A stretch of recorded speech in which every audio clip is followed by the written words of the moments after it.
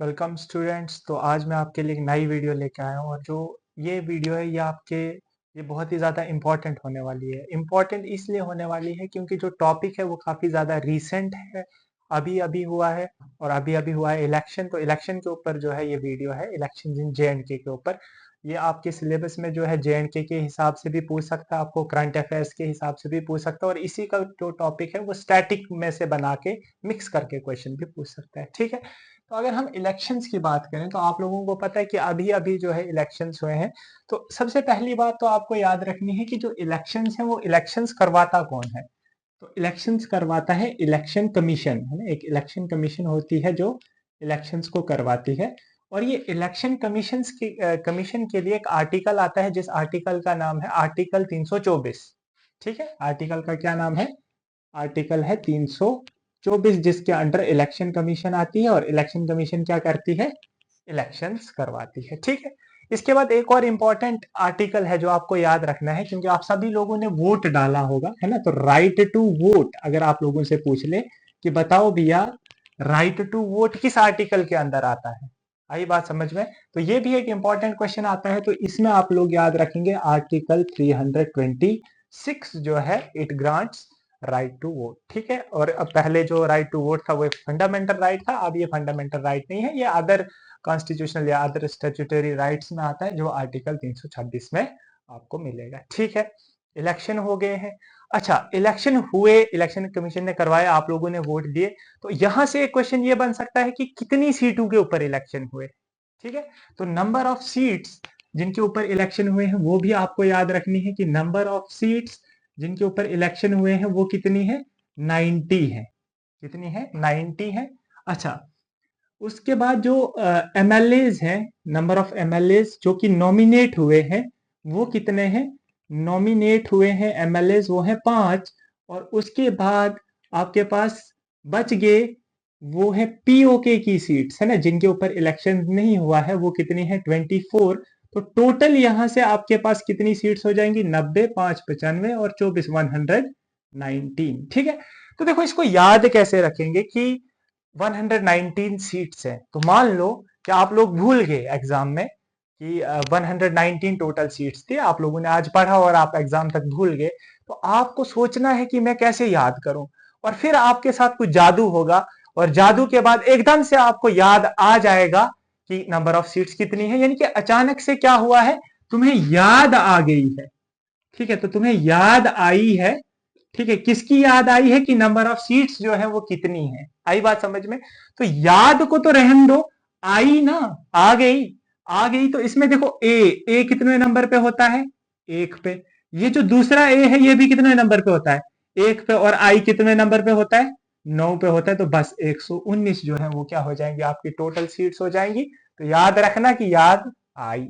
ठीक है, ओके। जब आपकी टोटल सीट्स हो गई 90 सीट्स, ये बहुत सिंपल है, 90 है। ठीक है, वो आप यहां से भी याद रख सकते हो कि 9 और साथ में एक 0 है। 90 के ऊपर इलेक्शन हुआ, 5 जो थे वो नॉमिनेटेड थे और 24 जो है वो आपकी पीओके की सीट्स है। ठीक है, अब 5 से आपको याद रखना है कि 5 सीट और भी है जम्मू एंड कश्मीर की। वो जो 5 सीट है वो किसकी है? लोकसभा की। आई बात समझ में? तो हो सकता है कि पूछे कि चलो एमएलए तो बन गए हैं, चलो एमपी के बारे में पूछते हैं कि जम्मू एंड कश्मीर से कितने एमपी बनते हैं। तो वो आपको याद रखना है कितने बनते हैं? 5। ठीक है, 5 एमपी लोकसभा में बनते हैं। अच्छा, लोकसभा की पूछ सकता है तो क्या राज्यसभा की भी पूछ सकता है? बराबर पूछ सकता है। राज्यसभा की कितनी है?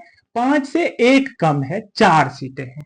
ठीक है, तो ऐसे ऐसे करके जो भी आपका क्वेश्चन बनेगा यहां से, या बना सकता है कि जम्मू एंड कश्मीर में बोलो राज्यसभा की सीटें कितनी? 4। लोकसभा की कितनी? 5। आई बात समझ में? एमएलए की सीटें कितनी? 119। ऐसे ऐसे करके जो है आप लोगों को ये सीटें याद रखनी। ठीक है, इलेक्शन हो गया, इलेक्शन का रिजल्ट भी आ गया और आप लोगों को पता है कि सरकार भी बन गई है अब तो। और सरकार में आप लोगों से पूछ सकता है कि सीएम कौन बना है। ये तो बहुत ही आसान सवाल है कि सीएम जो है वो आपका उमर अब्दुल्ला, उमर अब्दुल्ला जो है वो सीएम बने हैं। आई बात समझ में? उमर अब्दुल्ला सीएम बने। सवाल आपसे ऐसे भी पूछ सकता है कि विच ऑफ द फॉलोइंग या who among the following is the first CM of UT of JNK। आई बात समझ में? क्या पूछेगा? First CM of UT of JNK। आई बात समझ में? तो देखो थोड़ा सा घुमाने की कोशिश कर रहा है बस, यूटी ऑफ JNK। तो यूटी तो अभी अभी बनी और अभी अभी इलेक्शन हुआ, तो पहला सीएम आंसर क्या आ जाएगा आपका? उमर अब्दुल्ला आ जाएगा। अगर सवाल मुश्किल कर दे और मान ले आपसे पूछ ले कि फर्स्ट सीएम ऑफ जेएंडके बताओ, मतलब जेएंडके जब स्टेट थी, अब आप फंस गए। आई बात समझ में? टेंशन नहीं लेंगे हम लोग सारा ही पढ़ के जाएंगे। जो फर्स्ट सीएम है जेएंडके के, उनका नाम है गुलाम मोहम्मद सादिक, जीएम सादिक। आई बात समझ में? जीएम सादिक जो है वो आपके फर्स्ट सीएम है जेएंडके के, जो कि 1965 में बने थे। सर 1965 क्यों बता रहे हो आप? देश तो आजाद 1947 में हुआ, तो 1947 से 1965 की क्या बात है? तो 1947 से लेके 1965 तक जेएंडके में सीएम नहीं होता था, पीएम होता था, प्राइम मिनिस्टर ऑफ जेएंडके होता था। आई बात समझ में? तो आप याद रखेंगे कि 1947 से लेके 1965 तक पीएम ऑफ जेएंडके हुआ करता था। तो पूछेगा कि फर्स्ट पीएम ऑफ जेएंडके कौन था, तो ये भी आप याद रखेंगे, इसका नाम है मेहरचंद महाजन। मेहरचंद महाजन। आई बात समझ में? एमसी महाजन, मेहरचंद महाजन है। ठीक है, तो ये जो है ये इंपॉर्टेंट कुछ नाम है जो आपको याद रखने। अच्छा, अगर पूछेगा लास्ट पीएम कौन था जेएंडके का, तो जो फर्स्ट सीएम था वही लास्ट पीएम था। तो इसका जो आंसर है वो आपका क्या रहेगा? आपका आंसर रहेगा गुलाम मोहम्मद सादिक। आगे बात समझ में? ठीक है, तो जेएंडके के बारे में इतना जो है वो मेरे को लग रहा है कि सफिशिएंट है। तो मैंने बताया कि सीएम के साथ साथ आपको पूछ सकता है कि डिप्टी चीफ मिनिस्टर पूछ ले कि जम्मू कश्मीर का डिप्टी चीफ मिनिस्टर कौन है। तो आपको याद रखना है कि वही फिर गड्डी चले पुंछ रजौरी। हाँ, तो जिसने किसको हराया है? आपके पुंछ रजौरी को हराया है। पुंछ रजौरी, आपका नाम है सुरिंदर चौधरी, है ना? तो आप लोग याद रखेंगे कि सुरिंदर चौधरी जो है वो क्या बने हैं? हमारे डीवाई सीएम बने हैं। इस पे थोड़े से हम और भी नजर रखेंगे। हो सकता है कि जब कैबिनेट अप्रूव हो तो फिर कौन सा मिनिस्टर कौन बना है उसके ऊपर भी आपके जो है वो सवाल पूछा जा सकता है। ठीक है, तो इसके ऊपर हम नजर रखेंगे। जेएंडके के इलेक्शन के हिसाब से इतना ही है। साथ में क्या हुआ है? साथ में आपको याद रखना है कि आपके हरियाणा में भी इलेक्शन हुआ है। हरियाणा में टोटल कितनी सीट्स थी एमएलए की जिनके ऊपर इलेक्शन हुआ है? तो हरियाणा में भी 90 सीट्स थी। ये याद रखना आसान है, जेएंडके में भी 90, हरियाणा में भी 90। अच्छा, ये पूछेगा नहीं पर चलो आपके जनरल नॉलेज के लिए मैं बता देता हूं कि लोकसभा की सीट्स जो हैं वो हरियाणा की कितनी है? 10 है। आई बात समझ में? लोकसभा की सीट्स जो है वो हरियाणा की 10 है, और राज्यसभा की सीट्स जो है वो हरियाणा की कितनी है? 5 है। ठीक है, ओके। चलो, तो हरियाणा के जो अभी अभी नए चीफ मिनिस्टर बने, हो सकता है उनके बारे में भी आप लोगों से पूछ ले, है ना? तो बीजेपी की गवर्नमेंट है वहां पे, और वहां के सीएम ऑफ हरियाणा जो नए नए बने हैं उनका नाम है नायाब, याद रखेंगे, नायाब सिंह, नायाब सिंह सैनी, नायाब सिंह सैनी।